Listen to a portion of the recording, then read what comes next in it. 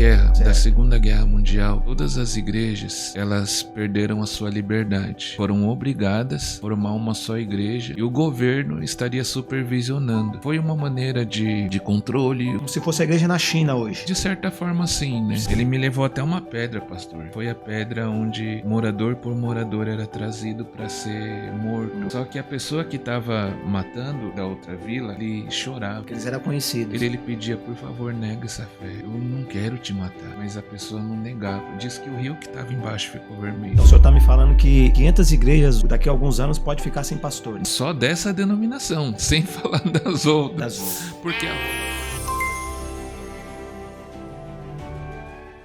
Fala, profetas! Estamos começando aí mais uma Mixadai Cast. Eu sou o pastor Edson e hoje nós estamos aqui com o pastor Adriano. Pastor Adriano, primeiramente é um prazer aqui receber o senhor. Eu não sei se o senhor está sabendo, mas o senhor é o primeiro pastor do ano a estar vindo aqui no nosso podcast, né? Apresenta aí, pastor.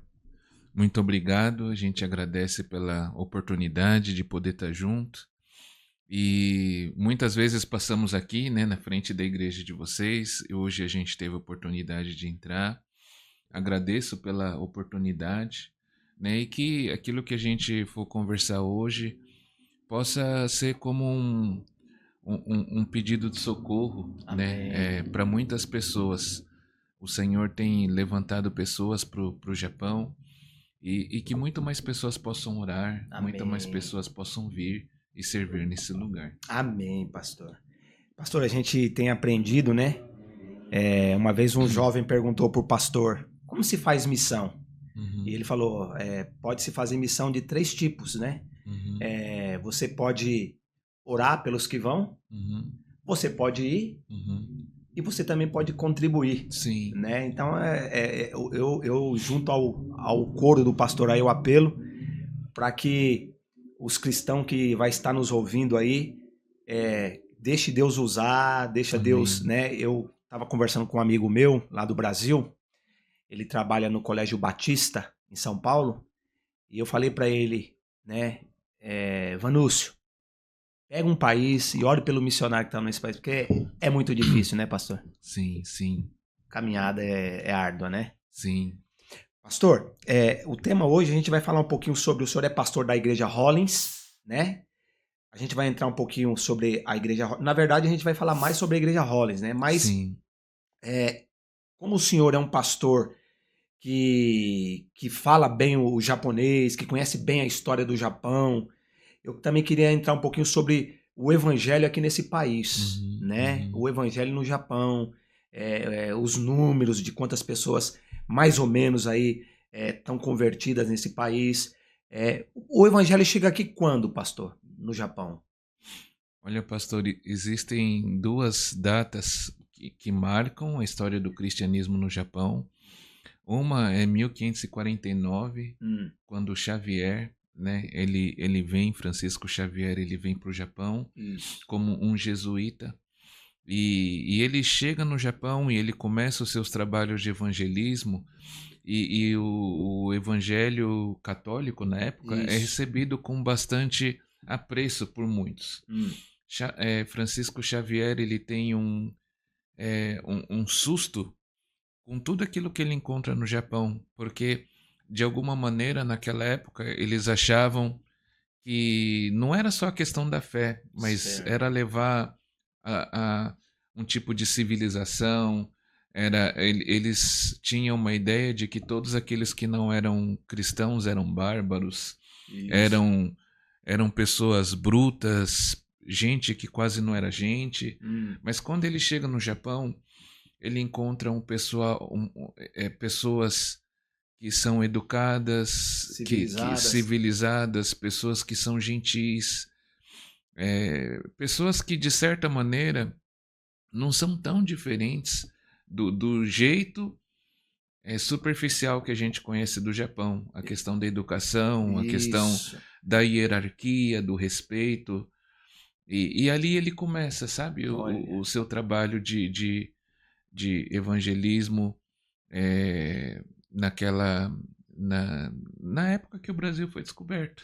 Então, pastor, é uma coisa que eu fico assim, é um ponto de interrogação, né? Sim, Porque alguns comentam que realmente o evangelho ele chega aqui, né, pelo jesuíta, sim, quando o evangelho também chega no Brasil, né, pelos sim, sim, portugueses, sim.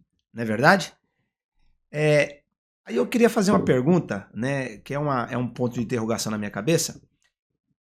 Por que o evangelho no Brasil, ele Uhum, houve ali um crescimento, ainda sim, que lógico foi o católico primeiro, sim, e depois o protestante, né? sim, E aqui já não houve, sim, porque o povo japonês, que a gente não conhece assim de longe, pensa que é um povo fechado. E sim, na verdade, quando a gente conhece o povo japonês, é um povo que se associa bem, não é sim, verdade? sim, Nas fábricas, nas escolas, eles sim, fazem de tudo para associar o aluno, o pai, sim. a comunidade, né?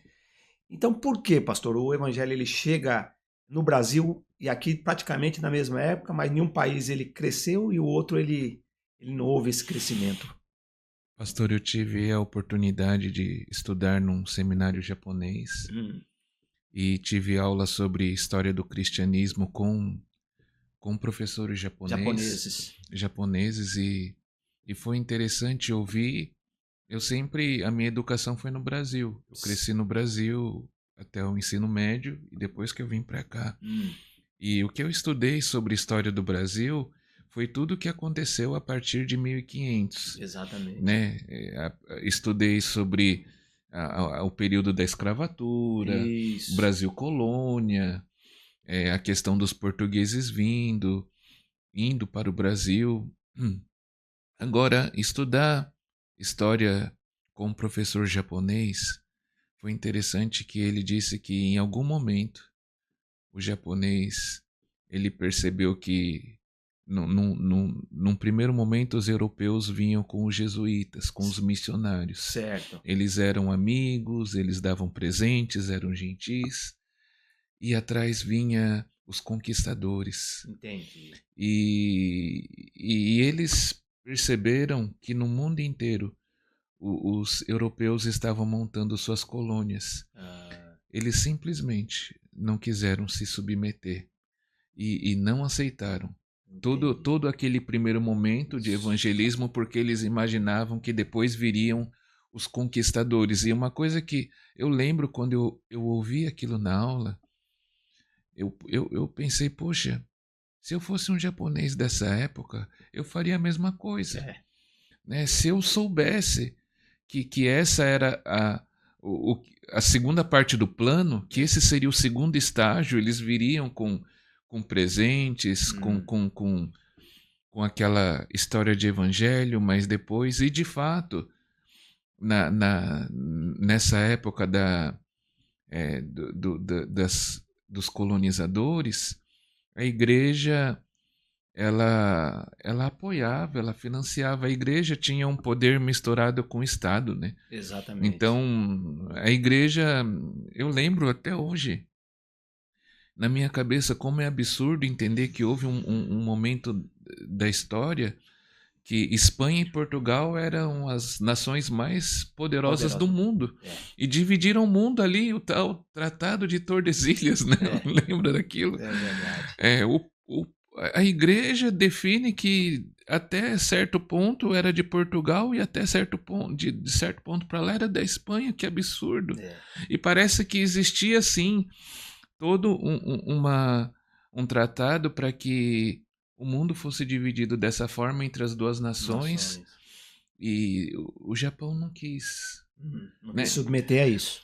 Teve mais coisa, até mesmo, olha só, até mesmo o budismo foi perseguido aqui. Hum, Mas falando de cristianismo, esse foi um dos motivos certo. do houve toda uma recepção. Hum, Naquela época existia o Japão, ele no Brasil tinha os senhores feudais. exatamente. Aqui tinha esses senhores feudais eles chamavam de daimyo, Hum, né? Há dados que falam que existiam cerca de 250 grandes daimyos, né, senhores feudais, espalhado pelo Japão. espalhados pelo Japão. e parece que mais de 80 começou a seguir o cristianismo, Olha. sabe? Então foi um crescimento Foi um sugoi. crescimento absurdo, né? Num primeiro momento chegaram aos milhares, Meu sabe? Deus. Mas tudo bem que esse crescimento do evangelho é um crescimento diferente do nosso crescimento hoje. O Isso. nosso evangelismo é muito pessoal. Exatamente. A gente convida as pessoas para vir na igreja, a gente aborda as pessoas na rua e você faz um evangelismo pessoal. Nessa época, uma das maneiras de evangelizar, teve um momento de evangelizar o povão, mas Certo. entenderam que isso não seria, estrategicamente falando, muito sábio. E é algo para se fazer a gente pensar, sabe? Começaram a alcançar e investir na alta casta, nos daimyos. Nos cabeça. E o que acontecia? Se você conquistasse um senhor feudal, um Certo. daimyo, então 3.000 vinha atrás. Porque tinha que seguir o senhor deles. Eles tinham uma influência muito grande. E tudo bem que hoje o evangelismo, a gente prega Jesus, o pessoal chora, o pessoal entende o seu pecado, se converte. Existia muita questão política, pastor. Existia essa questão de você virar cristianismo para você ficar amigo do europeu, para você receber arma. Sei. Mas muita gente se converteu de fato. De verdade. E morreu de verdade. Sabe, pela fé em... Houve perseguição, pastor? Sim, aqui no Japão? Houve um período no Japão, inclusive tem um livro e um filme que ficou muito famoso, né? O Silêncio. Certo. Ele relata um pouco desse período da perseguição. Eu tive o privilégio de visitar um memorial, um museu, lá no norte do Japão. Chamavam de Kirishitan, que é os cristãos, né? Certo. Cristãos que até então eram os católicos, né? Eles tinham que viver de uma maneira, na época que o cristianismo era perseguido, eles tinham que viver escondido. Eles tinham que esconder a fé. Certo. Aí, esse lugar que eu visitei, lá no norte do Japão, se eu não me engano, em Miyagi-ken, tinha um morro. Atrás do morro tinha um buraco. E nesse buraco tinha espaço para uma pessoa só entrar. Lá no fundo do túnel tinha um pequeno altar. Era ali que cada um ofereceu o seu culto sozinho, porque não podia oferecer culto em grupo. Não podia ter uma fé pública. Outra coisa, eles... aqui no Japão tem as suas imagens, né? A imagem Buda, algumas coisas assim. Então eles esculpiam a imagem normal do elementos do budismo, mas você puxava assim a parte de cima, aí aparecia a cruz. Então estavam ali elementos do cristão, da fé cristã, né? E em especial o católico, né? Tem muito mais imagens, né? Isso. Símbolos, né? Do que a gente. E assim, de uma maneira escondida, eles tinham a sua devoção. E aí acontece que pessoas de uma outra vila vizinha desconfiou e descobriu que as pessoas daquela vila eram cristãs, só que eles eram conhecidos. E bom, foi um pastor que me contou essa história. Ele me levou até lá. Ele me levou até uma pedra, pastor, que diz que aquela pedra foi a pedra onde morador por morador era trazido para ser morto. Só que a pessoa que estava matando da outra vila, ele chorava. Porque eles eram conhecidos. Eles eram conhecidos e ele pedia, por favor, nega essa fé. Eu não quero te matar. Mas a pessoa não negava. Diz que o rio que estava embaixo ficou vermelho. Meu Deus. E, inclusive, para vir falar com o senhor, hoje eu dei uma olhada no memorial. E realmente muito sangue foi derramado no Japão de cristão. Esse filme do o silêncio, mostra que eles morreram crucificados, eles Certo. morreram nos buracos. E só que para o lado japonês era uma maneira de você tentar extirpar o mal de você, porque para eles era aquilo poderia trazer aquela influência do estrangeiro de um dia até conquistar O Japão, né? o seu Japão. Eu entendo. Foi quase 250 anos, pastor, de proibição total do cristianismo. No Japão. Meu Deus. Inclusive, o Japão é um país que fazia parte da janela 10x40, né, pastor? Faz parte. Faz parte até hoje, né? Sim. Estamos num país hoje aí que já não tem essa perseguição, Sim. que não tem que há um respeito, né? O povo japonês nunca entrou aqui na porta nossa aqui para nos criticar, para jogar pedra pelo fato de ser cristão, mas é um país ainda que faz parte dessa janela. Pastor, mas é uma coisa interessante que o senhor falou aí, porque são coisas que as pessoas elas não estão acostumadas a ouvir. Às vezes nem sabem dessa história. Eu fiquei sabendo de um fato que aconteceu, é um mais conhecido, que fala das cruzes de Nagasaki, onde cristãos japoneses, que realmente eram firmes, tinham nascido de novo, e também não negaram a sua fé, e conta a história que tinha um adolescente, o imperador ficou com dó de matar aquele adolescente porque ele era muito novo. E falou, você não quer, você tem duas opções. Ou você vai morrer, ou você vai negar Jesus. E o jovem falou, negar Jesus não é uma opção. E aí ele faleceu. Então coisas assim que faz a gente refletir até na nossa fé hoje, né, pastor? Um outro professor no seminário, ele até hoje, né, a maioria das igrejas tem o costume no dia do batismo de fazer algumas perguntas. Sei. Né? Você reconhece que é pecador? Certo. Você crê em Jesus como teu Senhor e Salvador? Bom, enfim, faz parte do ritual, né? Tem aquelas perguntas... As perguntas básicas, né? Sim, na hora ali, né? Isso. E eu tive um professor que dizia que nessa época tinha essa mesma pergunta de você reconhecer teu pecado e receber Jesus. Certo. Mas tinha outras duas. Qual seria, pastor? O inquisitor, ele vai vir e ele vai querer, ele vai ameaçar a tua vida. Você vai negar Jesus? Aí ele tinha que responder que não. Tinha mais uma. O inquisitor vai vir e ele vai ameaçar sua esposa e o seu filho. Você vai negar Jesus? Olha. Então, e era debaixo dessa afirmação que ele se batizava. Já sabia, sabe, pastor? Já era algo que já era esperado que fosse acontecer. Então, essa questão da janela 10x40 faz parte dessa janela. Se denomina povo não alcançado quando ele tem menos de 2%.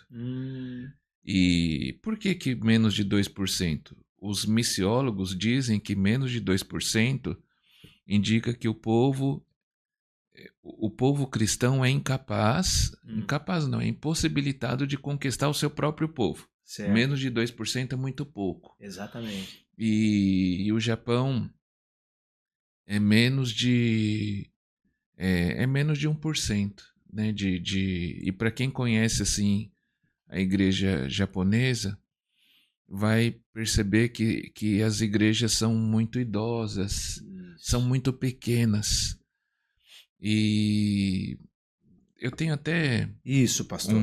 Passa para nós aí. Só esse fato do senhor falou, pastor, eu estou aqui há 26 anos no Japão, eu não tinha ouvido falar a respeito dessa confissão de fé que se fazia naquela época. Sim. Então é importante o povo brasileiro, os cristãos que estão nos ouvindo, ver como era pregado o evangelho aqui. Sim. Que as pessoas que traziam o evangelho corriam risco de vida. Sim. E as pessoas que recebiam o evangelho da mesma maneira. Sim. Então as pessoas não estavam aqui para tirar o pé do chão. Sim. As pessoas estavam aqui para entregar de fato, de verdade, a Sim. vida a Cristo, e era um novo nascimento de verdade que acontecia na vida das Sim, pessoas, né? sim.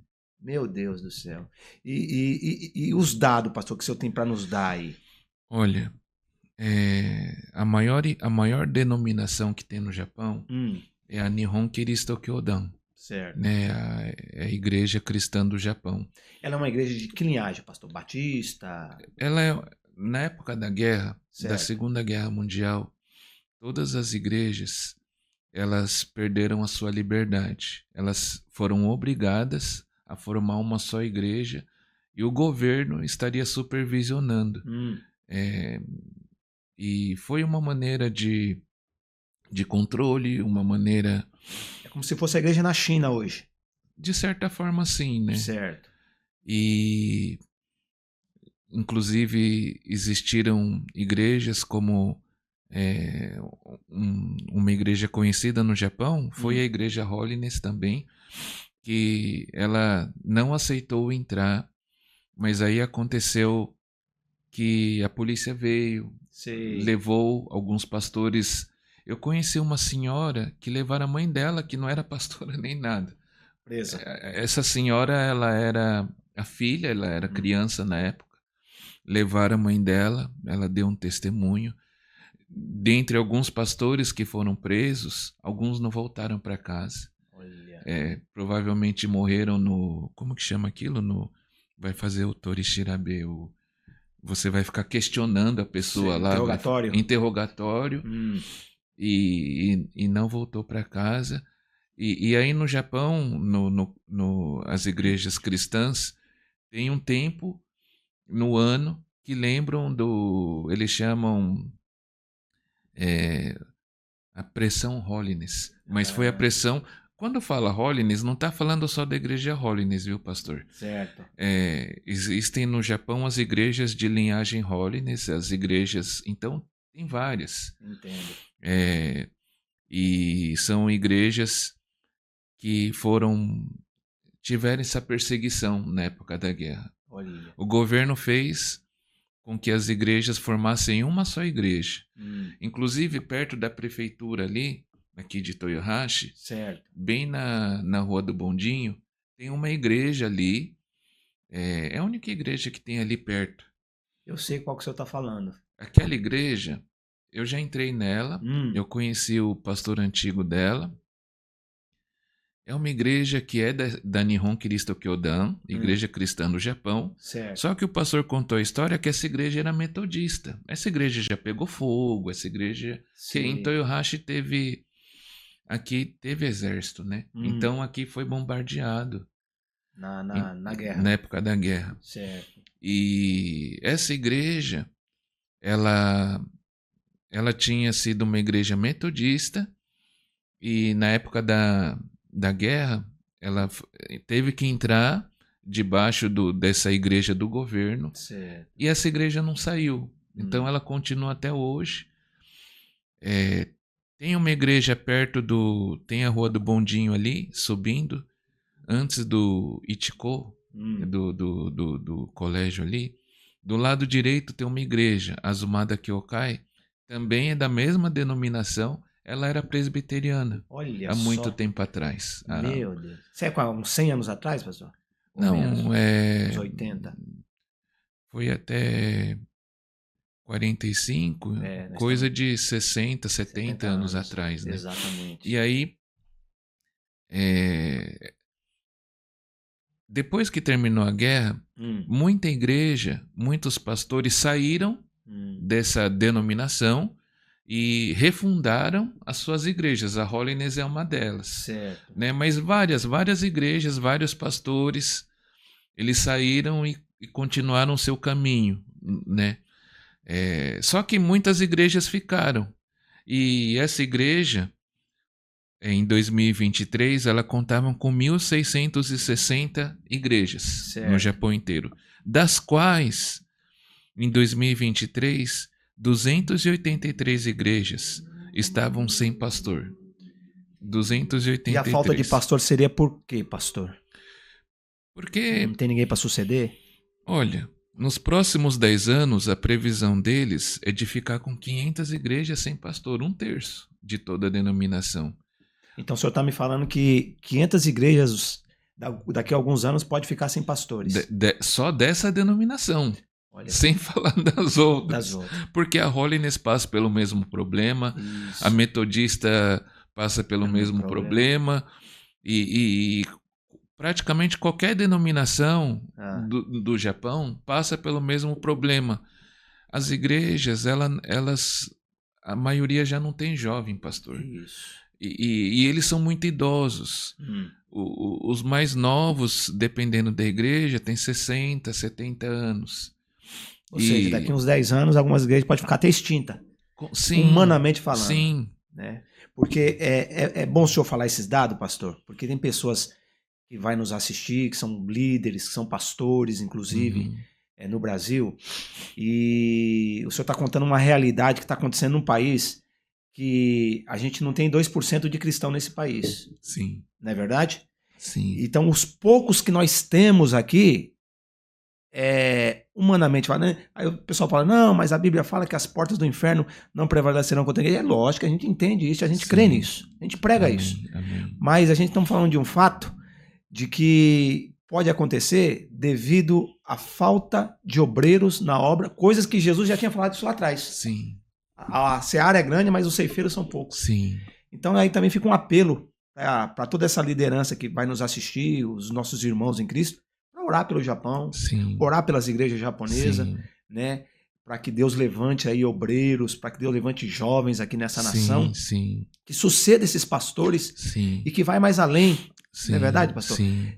Pregando. Quando a gente lê a Bíblia, a gente vai ver que Deus ele levanta Moisés, e quando Moisés está para falecer, ele passa o bastão para Josué. Sim, sim.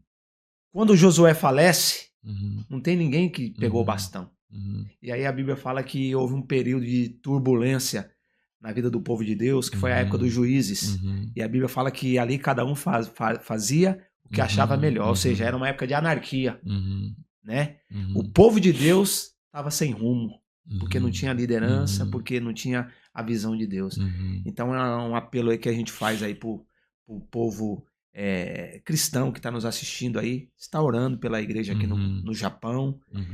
Estamos conversando aqui com o pastor Adriano, que é o pastor da Holiness, uma igreja fundada aqui, daqui a pouco a gente vai entrar. Pastor, por mim, eu continuaria mais aqui, mas a gente vai falar da Holiness também. Mas você vê uma história que a gente vai ouvindo, pastor, que enche o nosso coração de tristeza. Sim. Ver irmãos que foram perseguidos, mortos, não negaram. Sim.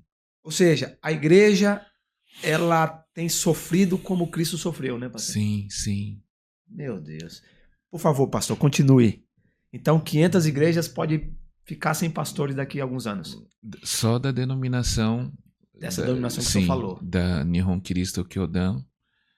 E eu aqui no Japão, eu sou pastor de 2 igrejas, né? Eu sou pastor da igreja Holiness do Brasil e eu sou pastor da igreja Holiness do Japão.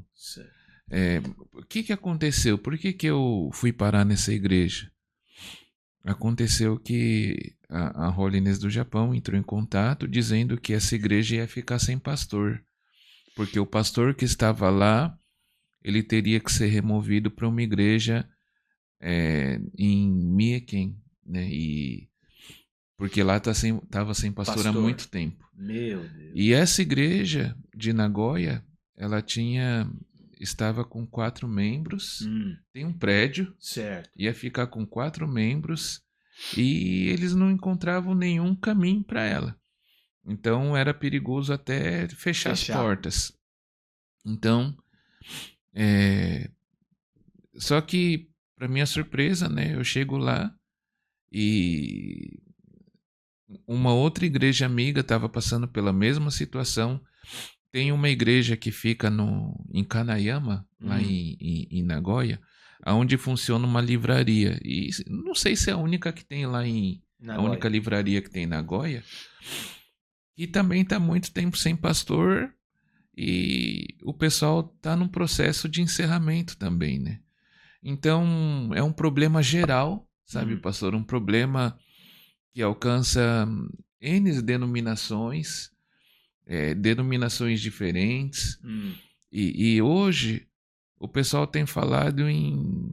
tem algumas igrejas fazendo fusão, juntando duas igrejas. Certo. Tem pastores que estão cuidando de 2, 3 igrejas. Esses pastores que têm mais de 65 anos. Não lembro do detalhe, né? Esses não são jovens, sim, né, pastor? não são jovens. A gente, para cuidar de uma, já não é fácil. E algo que a gente marca muito o coração é essa igreja que está envelhecida. Muitos, eles conheceram Jesus há 20, 30, 40 anos atrás. Para se tornar cristão, num contexto japonês, eles precisam romper com muitas coisas do seu contexto. Da tradição, né? É por isso que demora para um japonês converter. Para um japonês converter, muitas vezes você vai estar rompendo com o teu convívio familiar, porque você não vai mais poder participar de muitos encontros familiares. Exatamente. Porque muitos encontros, por mais que a religião no Japão não seja praticada como nós praticamos o cristianismo, a gente é sistemático, né? Todo domingo, na semana, reunião de oração, e nós temos uma prática constante. Eles têm uma educação, eles nem chamam de religião que eles fazem. Muitos vão no templo 2 vezes no ano, no primeiro dia do ano e no finados ou alguma coisa assim. Mas para eles, o budismo e o shintoísmo é um tipo de identidade. Eles falam, o japonês é Bukkyo, é budista, né? Então, e dentro da educação e do entendimento deles, é preciso respeitar todas as religiões, porque tudo faz bem, está tudo certo. Agora, o cristão, teve um ano ali que eu fui kumicho, né, no meu bairro. Fiquei responsável ali pelo meu bloco. Só que eu moro do lado de um templo, né? E muita coisa do meu serviço tinha a ver com o templo e tal. Eu falei, meu Deus, o que eu vou fazer, né? Eu não quero não honrar com os compromissos da minha função no bairro. Mas eu fui falar com um tipo de superior ali. Eu falo, olha, eu sou cristão. E se for para fazer limpeza, se for para ajudar em alguma coisa, eu ajudo. Eu ajudo as pessoas, certo, né? Mas participar de ritual no templo não vai dar certo, né? Pode até ter outro crente que participa de boa, mas a minha consciência não me deixa. Eu entendo. Então, eu posso até fazer limpeza lá, sabe? Sim. Eu vou lá pegar as folhas, vou lá arrumar, eu vou antes preparar as coisas. Eu já participei em outros anos nessa questão do bairro, num outro lugar, e me colocaram no grupo de cuidar das crianças, e foi de boa, né? Porque nem era nesses eventos religiosos, certo, era fazer programação para criança, Kodomokai e tal. Então foi mais de boa. Agora ali, eles queriam que eu fosse participar de alguns eventos que para eles não é religioso. Isso aqui é cultura, tal. Eu falo, olha, mas que é assim, para você não tem problema. Faz um pouco ali, faz um pouco aqui. Importante a gente ser amigo. É como se eu fosse um cara casado. E cara casado só pode estar com uma esposa, senão vai dar problema. Então eu tenho um compromisso com alguém, o meu Deus.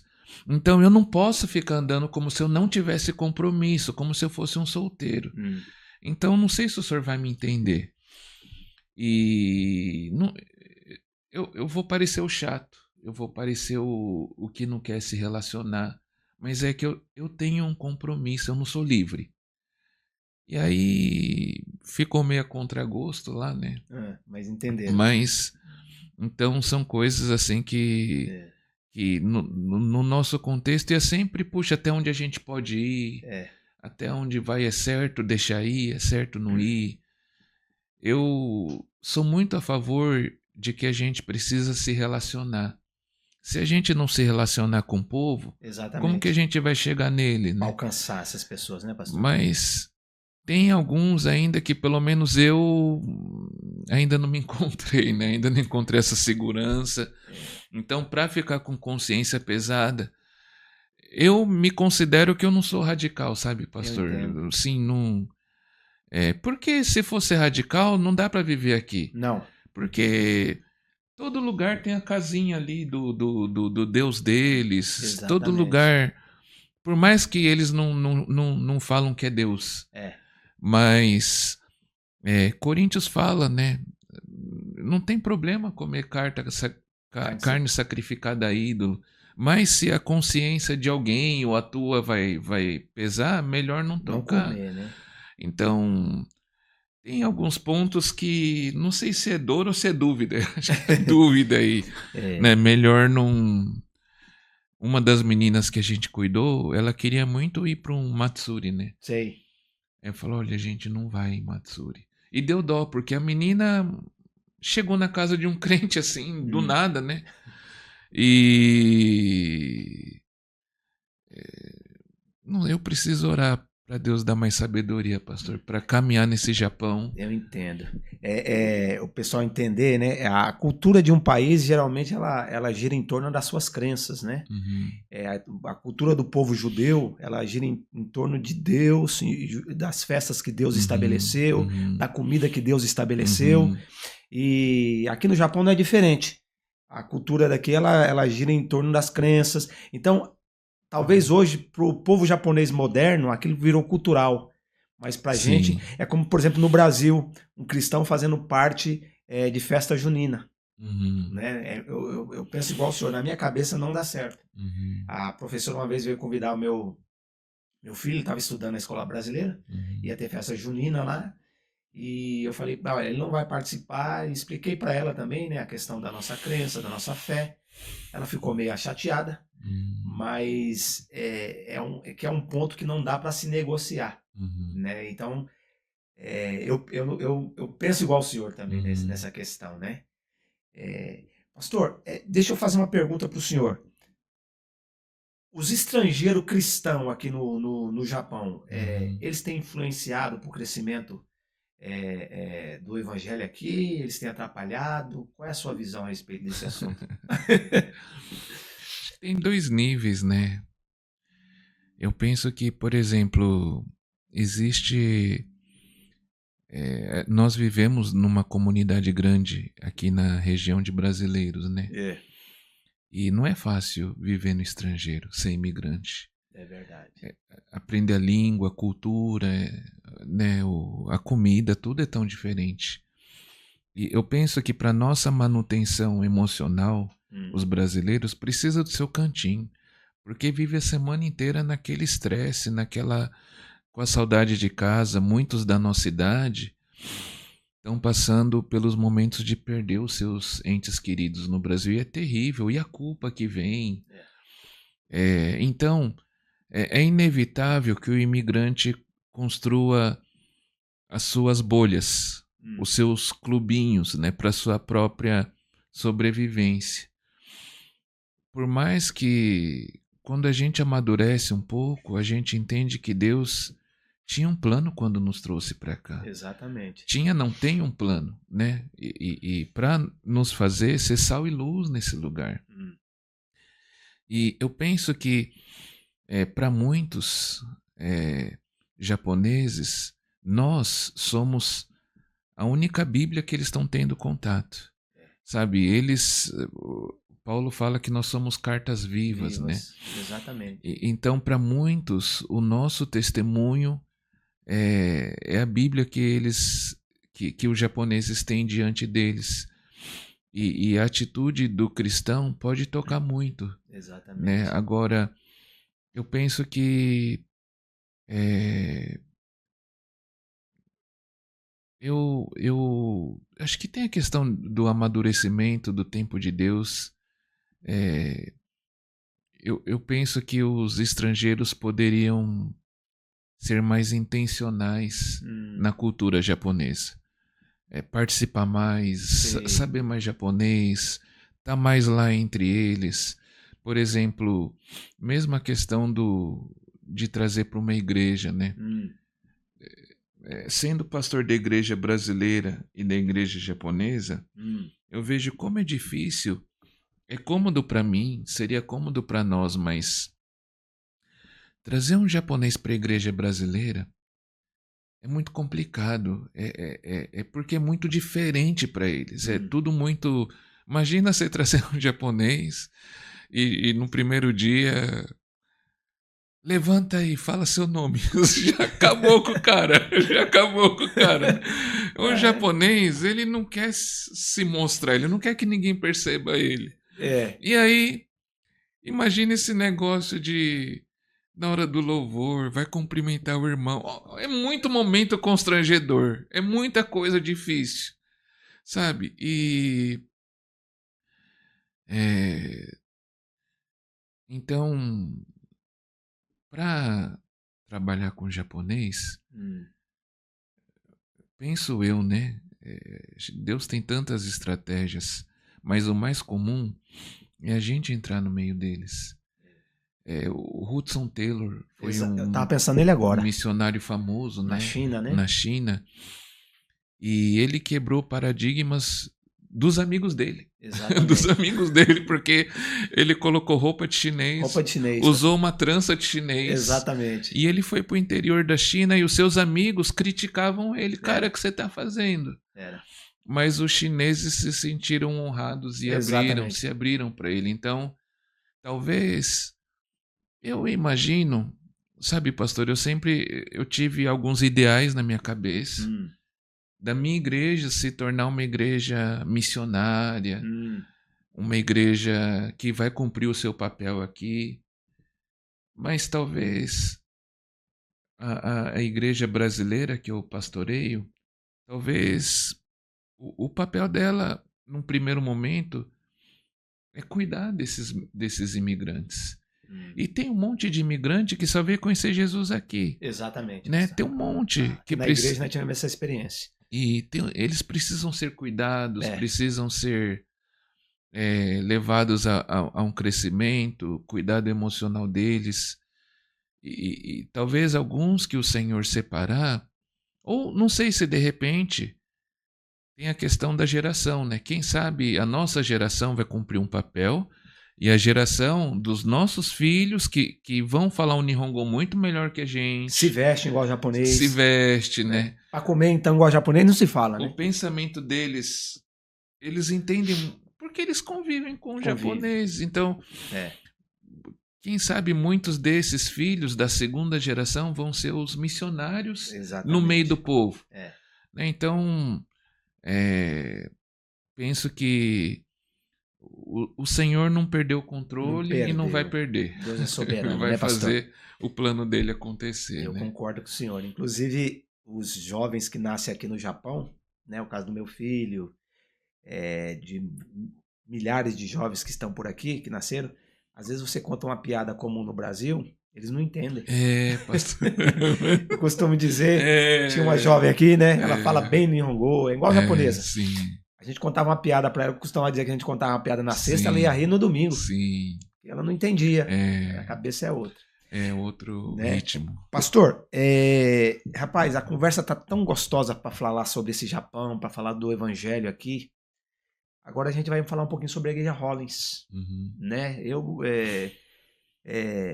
Quem sabe a gente marca uma outra data aí para falar só sobre o Japão, depois só sobre a Hollins, né? Mas a gente vai ter que dividir o tempo aqui, porque o nosso tempo aqui é curto. A gente já está aqui mais ou menos quase uns 40 minutos, nem parece, né? E tanta informação boa que o senhor trouxe para a gente, para o pessoal aí do Brasil ouvir, e a carência da igreja japonesa, né? É uma responsabilidade para todos nós cristãos estarmos orando. Pastor, a igreja Hollins, ela foi fundada onde?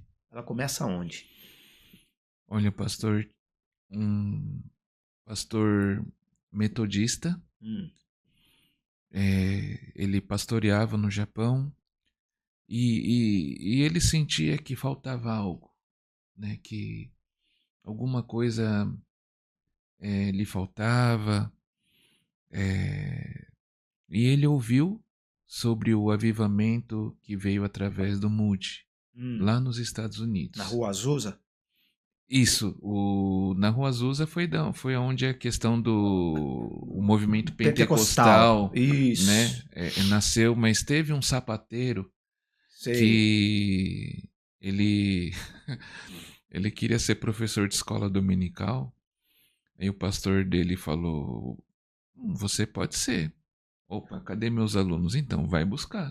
A Era para sala ele tava buscar. vazia, né? Tava vazio. Eu- E o Moody foi um cara, um homem simples, um homem Exatamente. sem muita instrução, mas que Deus usou poderosamente, né? E veio um avivamento tremendo através dele. Certo, E lá em Chicago, certo. então esse pastor japonês, chamado Juji Nakada, ele ouve falar desse avivamento, Avivamento. ouve falar de um tal de instituto, que Hum. o Moody já tinha desenvolvido, né? Já tinha acontecido muita coisa através do ministério dele. E esse Nakata Jude, ele foi estudar no Instituto Moody, lá em Chicago. Depois de cerca de 2 anos, ele volta para o Japão, junto com Charles Kalman, com Gilbert, e eles começam a fazer evangelismo. Charles Kalman, pastor, ele foi casado com uma mulher chamada Leite Kalman. Leite Kalman, ela é escritora de um livro chamado Mananciais do Deserto. Ah, eu sei, Um conheço esse livro. famoso Tem algumas séries, devocional. né? São Sim, séries, né? Eu não sei se é sim. 5 séries. A gente tem esse livro, tinha esse livro aí. Ela escreve esse livro através das suas experiências na Ásia e no Japão, né? Então, quando o marido dela, Charles, estava doente, ela começava a reunir artigos, orações, devocionais para o marido. Certo. E depois virou livro. Então eles foram cofundadores da Igreja Holiness, né? Olha só. Só que nessa época eles começaram o movimento de evangelismo. Charles Kalman fundou a Oriental Mission Society. E juntos o evangelismo, mas foi algo de Deus, não se explica avivamento. Não. Não é uma coisa assim que foi um método eficiente, foi o agir do Espírito Santo. Não é técnica humana, né, pastor? Não, de maneira Não alguma. tem nada a ver, né? Então, aquilo que talvez ele foi buscar através do avivamento no Moody, o Senhor compartilhou com ele, ele trouxe esse fogo para cá, e foi um avivamento tremendo. Né? Eles eram um movimento que tinha uma característica muito forte do lado pentecostal. E é curioso, né? No Japão, os japoneses, eles têm esse jeito característico, né? Eles são mais pragmáticos, Isso. é uma coisa mais racional. Sempre foi o jeito deles, né? E é lógico que quando a gente fala de um movimento pentecostal, não é como um americano ou um brasileiro. Exatamente. Mas foi algo que só o Espírito Santo podia fazer. Começou a pegar tamanho, proporção, que em 1901 começou o trabalho Holiness, e com 5, 6 anos eles estavam mandando missionários para a Ásia. Em 1925 mandaram lá para a América do Sul, já tinha chegado nos Estados Unidos. A igreja cresceu muito e cresceu rápido, né? Olha. Então, foi então nessa época que começou o primeiro brasileiro, o primeiro missionário japonês que foi para o Brasil, Takeo Monobe, né? Takeo Monobe, ele foi em 1925. Ele, antes disso, ele tinha sido... Bom, ele não tinha sido, né? Ele foi filho de monge, Certo. sabe? Então ele por causa da sua conversão, ele foi expulso de casa, como muitos daquela geração, né? Isso, Ocorria, né? na verdade, quando eu comentei aqui que um japonês se converter a cortar laços com a sua casa, é porque, pro lado do pai, é uma vergonha também. Eles não aceitam, né, Você pastor? está escolhendo ir contra o nosso costume, a nossa tradição. Só que naquela época era muito mais. Era. Naquela Era época mais forte, né? sim. E esse Takeo Monobe, ele chega no Brasil em 1925. Qual cidade, pastor? Ele chega em Santos Em Santos. e ele vai atrás ele foi porque muitas vezes ele ia até o porto de Kobe, de Yokohama. Certo. E ele sempre ia para se despedir de alguns membros da igreja que estavam indo para o Brasil. E quando ele chegava no porto, ele orava, como muitos de nós recebemos oração lá no aeroporto de Guarulhos. Eu lembro quando eu vim em 92, o pastor da minha igreja veio junto e ele orou: Deus guarda a vida dele enquanto ele estiver lá. E o pastor, só que 100 anos atrás era outros 500, né? Então, Era. o pastor Takeo, ele ia despedir dos membros e no coração dele sempre ficava: o que será desse povo indo atrás de dinheiro, mas sem saber a cultura e sem saber a língua? Quem vai cuidar deles? E depois de um tempo, Deus falou no coração dele: vai você. Olha só. E ele foi.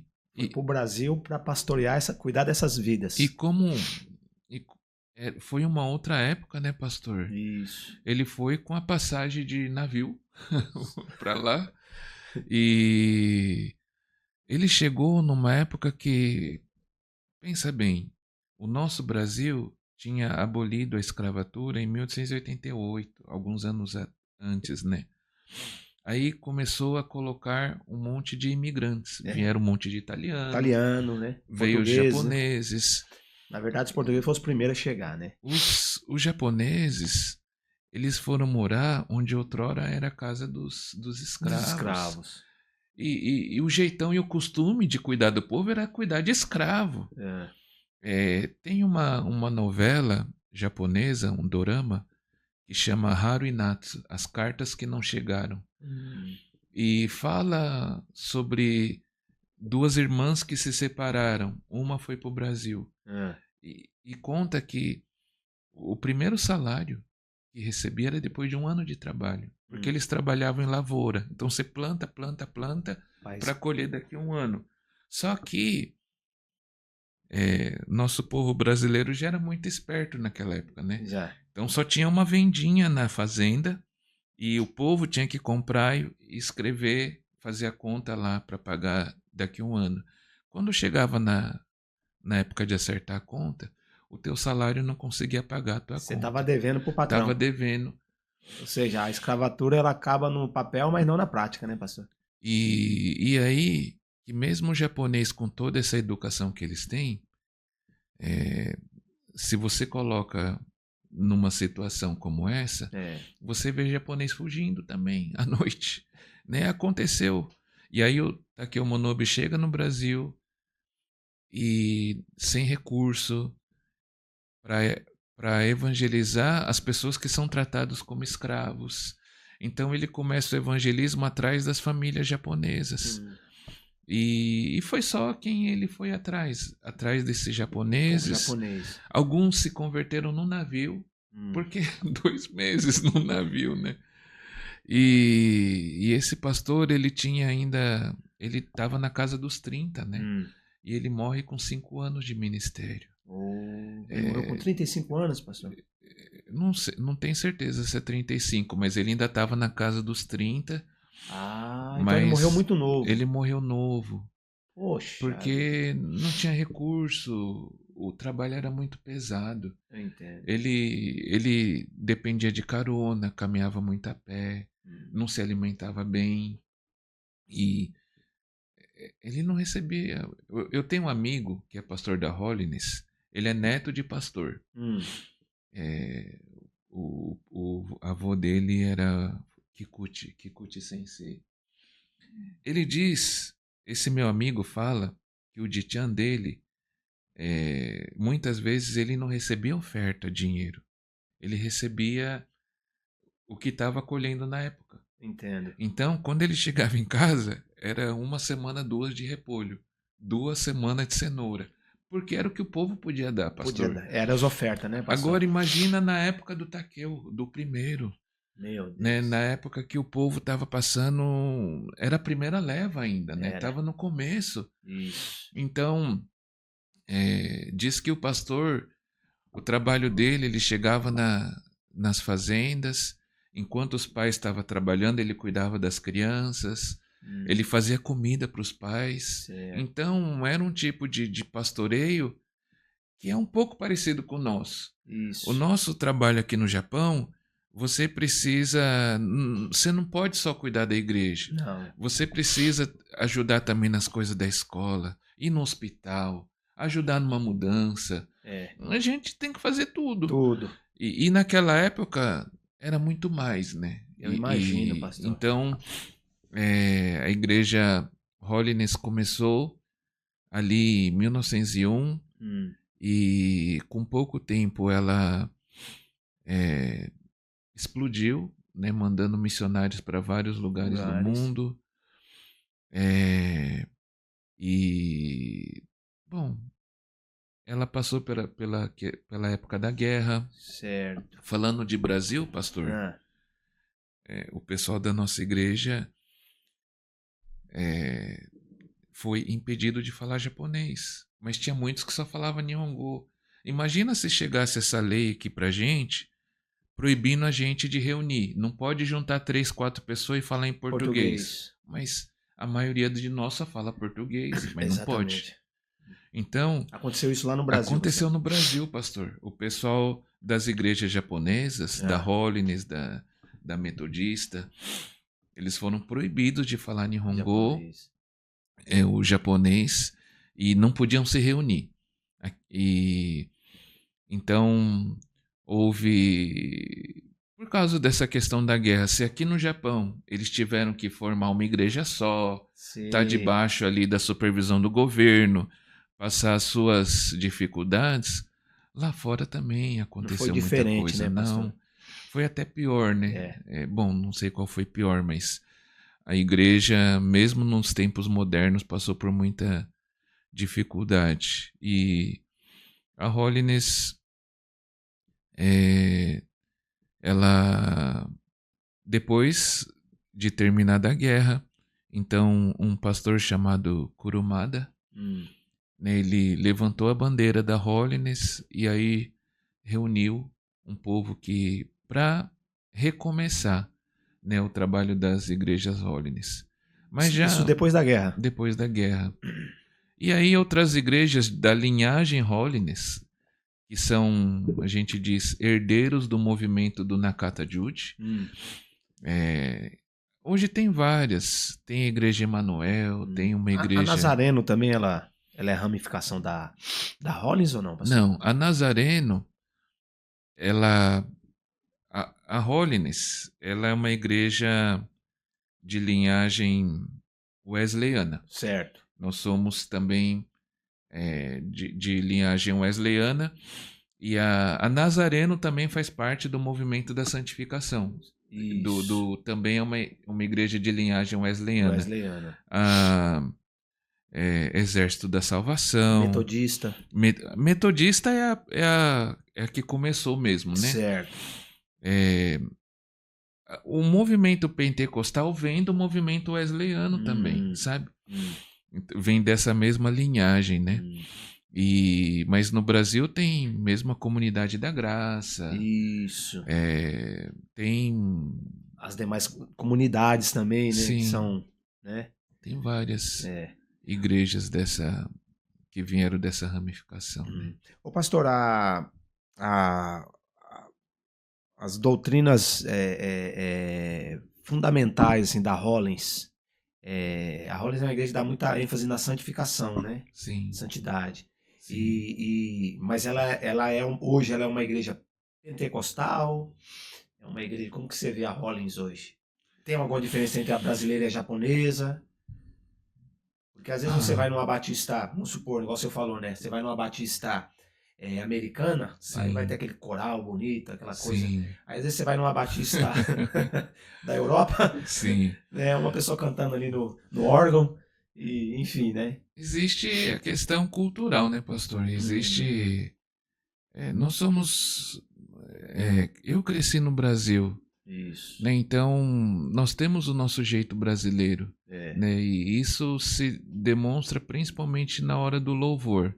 Mas, por exemplo, se o senhor vir na nossa igreja, o nosso louvor, a maneira como nós praticamos o momento do louvor, parece muito com o que era tocado 30 anos atrás Ah, nas igrejas do do Brasil. Brasil. Até hoje a gente canta Renascer Praise, a gente canta Koinonia, Lembro. Koinonia, Koinonia foi né? um da década de 90 ali, né? House of Vencedores Bourbon, por Cristo, sim. Vencedores porque... Aí Opa! tem um irmão mais moderno lá, ele traz, tem um pessoal lá do Brasil, de Curitiba, o pessoal fala que é o Brunão, Alvorada, não é Alvorada. Alvorada? Morada, Morada! né? Morada. É o Morada. Então, tem mais ainda. A Ah, gente percebe que a maioria, talvez por influência minha, mas não é que é bem influência minha, é as músicas que eu cantava da na época. juventude, né? Então, meio Isso. natural. Mas, enfim, existe essa diferença por causa do nosso jeito cultural de ser. Nós Exatamente. somos mais sossegado. Ah, Enquanto o japonês, quando ele vai começar o culto, é até interessante, pastor. O japonês, o culto vai começar às 9 horas. Fala pra nós, pastor, Então, quer entender um pouquinho. 5 para as 9, ele vai lá para o púlpito. E ele fica lá, aí alguém toca o prelúdio, uma Certo. música antes de começar o culto. Nós, quando começa, a gente dá paz do Senhor, ou um bom Isso. dia mesmo, algo mais informal. Bom dia, pessoal, que bom que a gente está aqui. Começa, ou eles vão começar o culto, eles falam de Kaninari Mashita, deu o horário. E para eles, começar no horário, é um zelo que Deus é digno do zelo do horário. Pastor, eu queria dar ênfase. Ele chega atrasado no culto? Ah, é difícil. É muito difícil, né? Um ou outro só. E quando chega atrasado, eles pedem desculpa? Ah, não. Normal. É porque É bem raro, né? é raro, né? É raro, né? Mas O horário deles é 9 horas, é 9 horas. 9 horas é 9 horas. Ah. Eu participo, pastor, dos.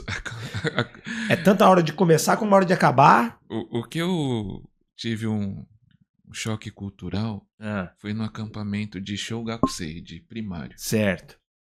E se na programação fala que vai começar o culto da noite às 7, 5 para 7 as crianças estão lá sem ninguém chamar.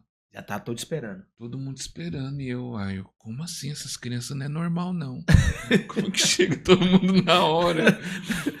Mas é o costume deles. As brasileiras têm que ir buscar, né? Não, os brasileiros. Não, e chega rindo ainda, não pede desculpa, chega fazendo festa, falando alto, né, no meio da oração.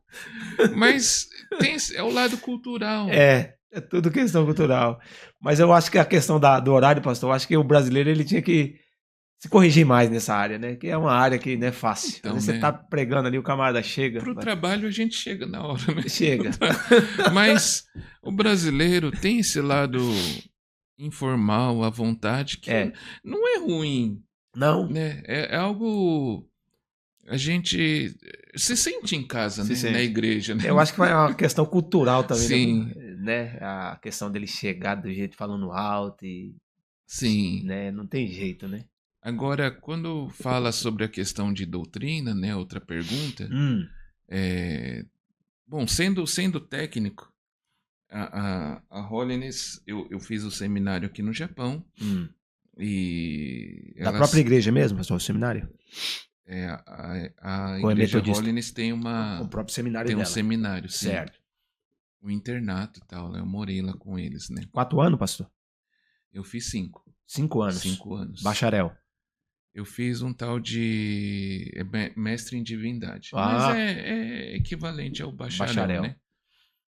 A diferença é que o mestre em divindade precisa ter o 3º grau para poder ingressar. Mas o bacharel ele tem algumas matérias a mais, sabe?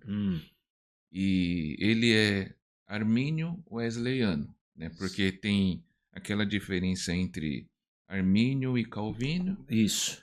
E o wesleyano, por esse lado, dá a ênfase na questão da santificação. Porque tem alguns que se denomina arminiano de uma linhagem wesleyana, né? Que Sim. Talvez ela difere um pouco. Sim. Talvez é poucas coisas também do arminiano, vamos supor, assembleiano, né? Sim.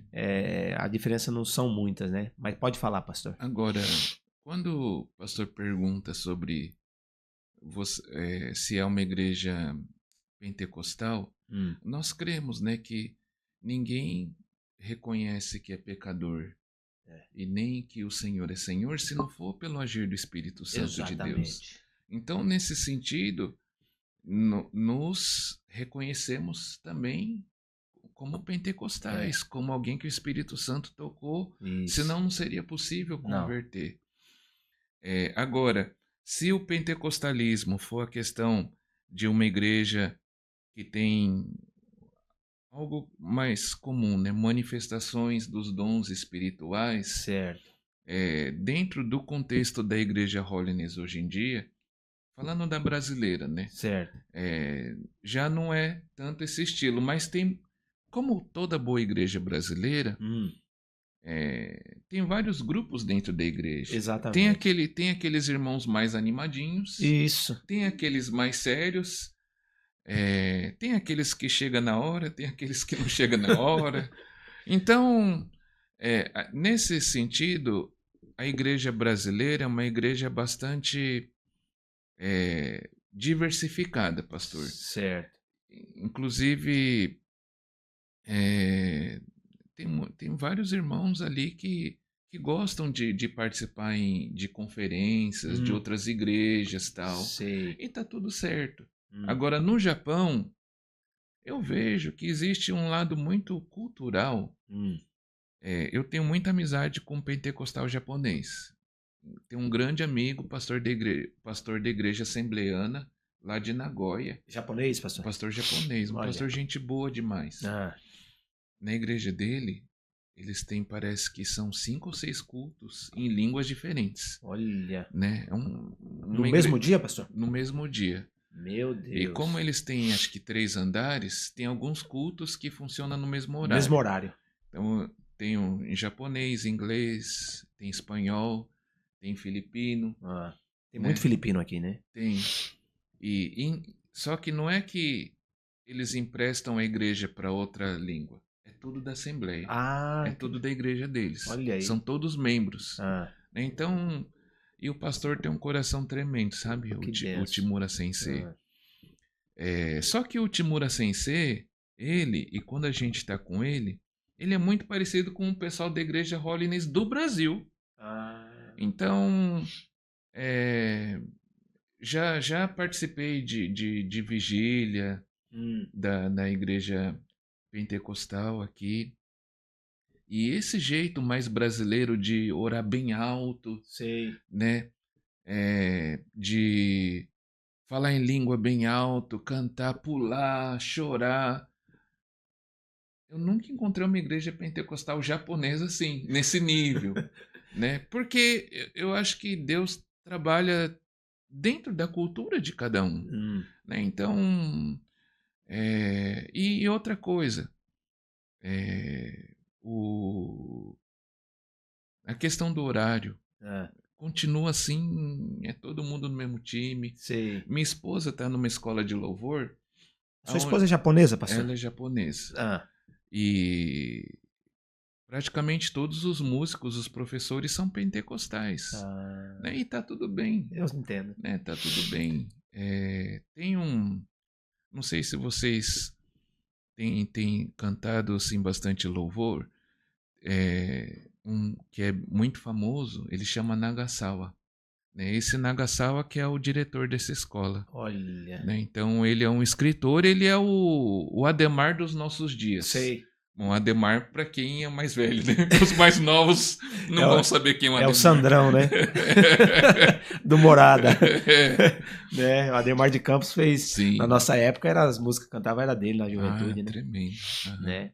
Ô, pastor, o senhor falou uma coisa que um pastor reformado falou. Falou que, reformado, ele falou: nós somos pentecostais no sentido de que nós nascemos do Espírito. Sem o Espírito Santo seria impossível a gente conhecer, nascer de novo, né? Sim.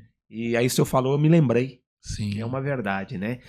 Aqui teve um pastor aqui na nossa congregação que ele veio do Brasil, na verdade, fazer um turismo aqui na Ásia. Então ele foi para a China, ele foi para a Coreia, e aí ele veio para o Japão. Nessa que ele veio para o Japão, ele é um pastor presbiteriano, de uma linhagem, pelo que eu percebi que ele pregou aqui na nossa igreja, calvinista. Só que na igreja dele é uma igreja que tem pessoas que eram... que não acreditavam na manifestação do dom, mas na mesma igreja tinha pessoas que oravam em línguas, que acreditavam, né? E ele falou, ali tá tudo bem, não tem um problema com os membros que não creem, que são sensacionistas, eles respeitam. Eu acho que é o respeito que faz a gente caminhar junto mesmo com diferenças substancial, né, pastor? Sim, não essencial. Sim. Eu costumo dizer que a verdade ela é uma só, mas tem a essencial, aquela que a gente não podemos trocar, não podemos negociar. Né? Quem morreu por nós foi Pedro? Não. Não tem como negociar, foi Jesus. Quem ressuscitou foi Davi? Não, foi Jesus. Então isso não tem como negociar. Agora, o irmão crê que o Golias tinha 4 metros, o outro crê que tinha 3. Isso não vai levar ninguém para o céu. Uma vez chegou um irmão para mim e falou, pastor, o que o senhor acha do batismo por aspersão? Eu falei, olha, eu creio no batismo por imersão, mas também creio que não é quantidade de água que não vai levar ninguém para o céu. Essa é a pessoa de fato ou de verdade nasceu de novo, né? E se ela batizou por aspersão, por imersão, eu acho que é uma questão assim que é substancial. Não é verdade, pastor? Sim, com certeza. Pastor, a gente estamos chegando aqui no tempo nosso aqui, rapaz, né? Já estamos quase 1 hora, né? Pastor, eu queria, antes de terminar, o senhor trabalha com orfanato, né? Sim. Como que é esse trabalho, pastor? Fala para nós aí. Pelo menos usar esses minutos para a gente falar sobre o orfanato, sobre o trabalho. São crianças que perderam o pai, que morreram, que foram abandonadas. Como que é? Olha, pastor, aqui no Japão tem um termo que chama Satoya. No Brasil, acho que um termo parecido é família abrigadora. Certo. E nós tentamos adotar uma criança e chegamos a fazer parte do curso. Mas desde o começo eles avisaram, olha, há muitos casos da pessoa fazer o curso e não ser aprovado. E a gente já quer avisar que a gente não fala a razão, né? São alguns critérios que a gente analisa. E isso aconteceu com a gente. A gente não foi aprovado. Foi um pouco frustrante, né? Pela expectativa que cria e tal, né? Aí passou alguns meses, minha esposa vem com um folheto falando de ser Satoya. Eu falei, o que é isso, Satoya, né? Você vai cuidar por um tempo. Aí eu falei, não, ficar cuidando já não deu certo, imagina cuidar por um tempo, parece prêmio de consolação, né? Mas não vai, se der certo vai ser ruim, porque como que é isso, você cuidar um tempo e a criança ir embora, né? Só que aí ela insistiu e nós fomos, ela me deu um livro de um testemunho e me levou no conselho tutelar e ouvindo as histórias lá, falaram que, por exemplo, uma mãe solteira que fica doente, precisa, inclusive tem até um caso agora de um conhecido, a mãe precisa internar e não tem com quem deixar a criança, não precisa de uma família para cuidar. Não começaram a dar alguns exemplos assim, que me chamaram a atenção. Eu falei, puxa, bacana, porque eu já cuido de criança em acampamento, tal. É um pouco mais de tempo, tal, né? Vai ser bênção para a mãe também. Mas isso, eu nunca vi um caso desse. Bom, agora que eu tô vendo um caso de uma mãe solteira que vai precisar internar e vai precisar que o conselho cuide do filho dela, né? Mas a maioria das crianças, elas vivem no abrigo porque os pais negligenciam, agridem. A grande maioria é por problemas muito sérios. Né? Então, há 7 anos atrás, a gente fez o curso, a gente conseguiu tirar essa licença e tem uma enquete dizendo qual é o perfil de criança que você aceitaria, idade, menino, menina, crianças com alguma questão de saúde séria, né? E a gente a gente circula ali que crianças do ensino primário, ok. Crianças grandes a gente coloca o triângulo, que é bom, se for preciso, tudo bem, né? Mas não foi nossa primeira opção, né? Só que não tem famílias que aceitam crianças grandes, né? Não tem. Então trouxeram uma criança de 13 anos para viver com a gente. Vivemos 5 anos com ela. 5 anos, pastor? 5 anos até ela fazer 18. Né? Até setembro do ano passado ela viveu com a gente. E sim, as crianças grandes, pastor, elas já trazem coisas muito pesadas. Sei. Foram machucadas.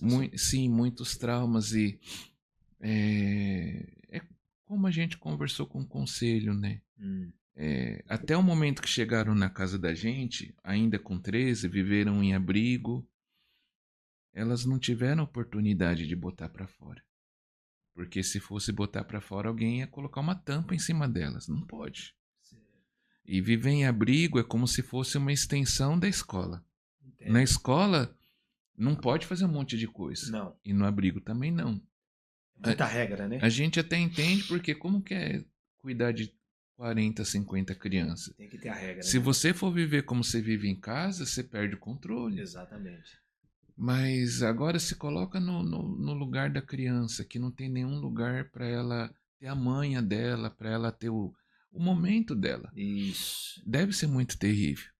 E aí essa menina veio morar com a gente e fomos muito felizes, né? Tivemos muitos momentos bons, mas também ela tinha momentos de crise, né? Ela entrava... principalmente tinha um gatilho quando eu dava bronca. Aí o conselho falava que ela tinha muito trauma por ter sido muito agredida. Então isso dava um gatilho nela. Só que ela gritava por 2, 3 horas.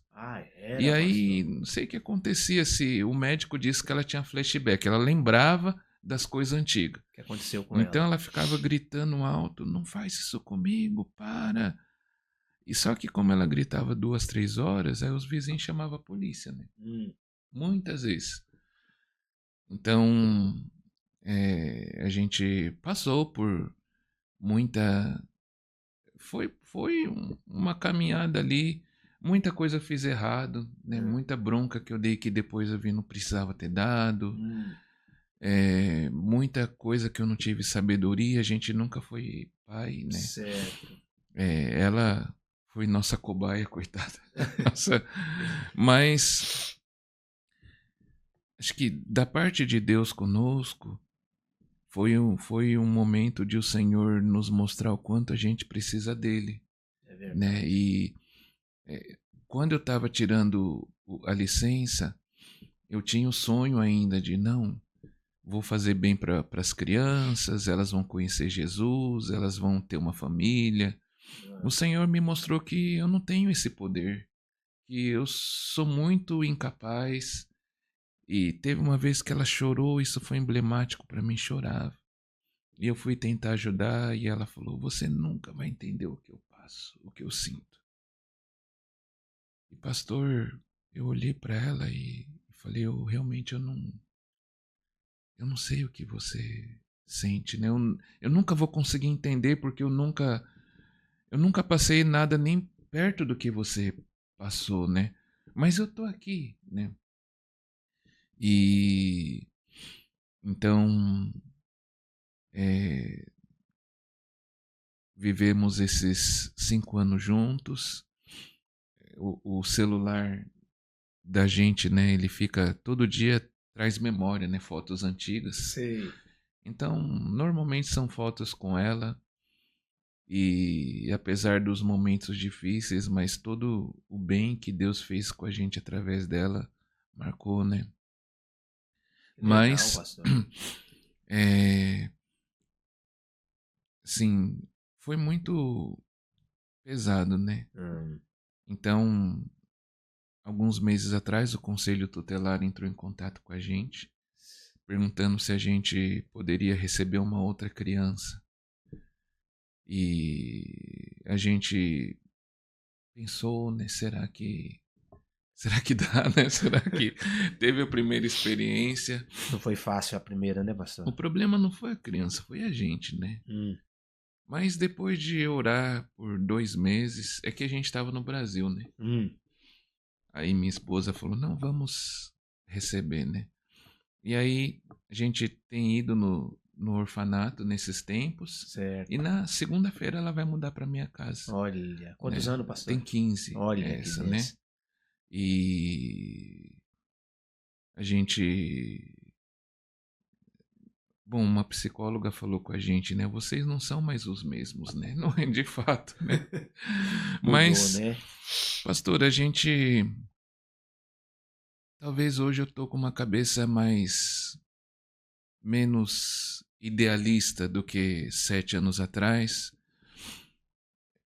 Eu lembro que pouco antes da gente receber a licença, o diretor do Conselho Tutelar, a gente passa por várias entrevistas. Ele perguntou pra gente se a gente teria interesse em cuidar de criança grande. Aí eu falei: olha, o problema não é criança, sou eu. Eu não sei se eu conseguiria. Mas ele perguntou: conseguiria o quê? Ser amigo, ter amizade.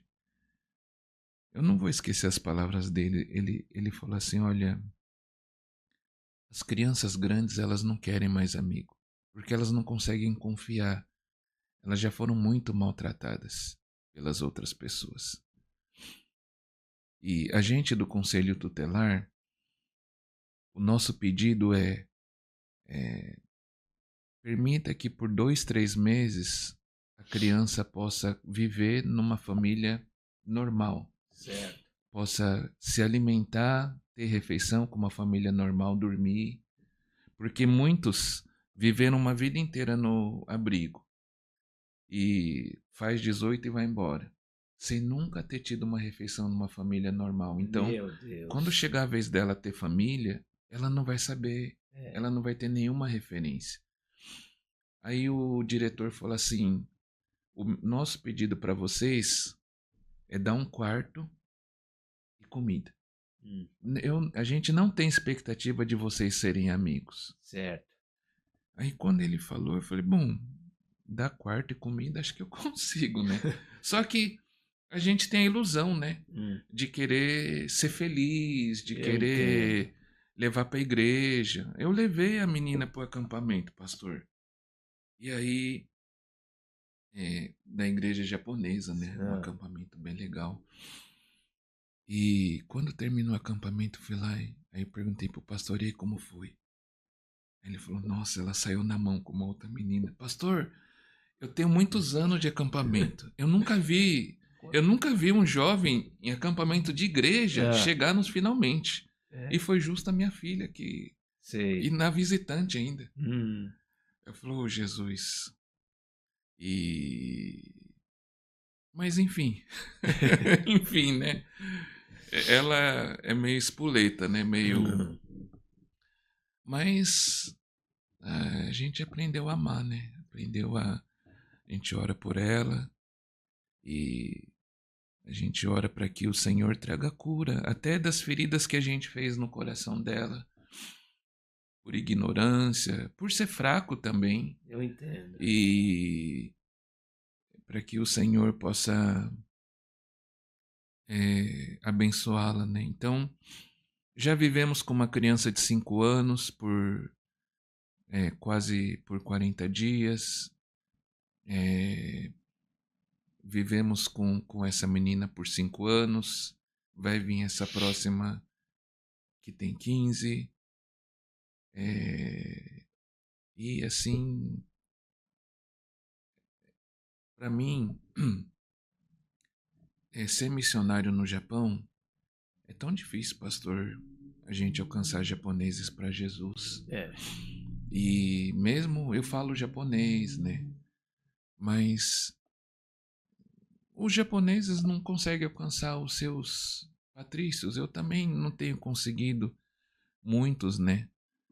Mas algo que Deus colocou para mim, eu creio, convive com eles.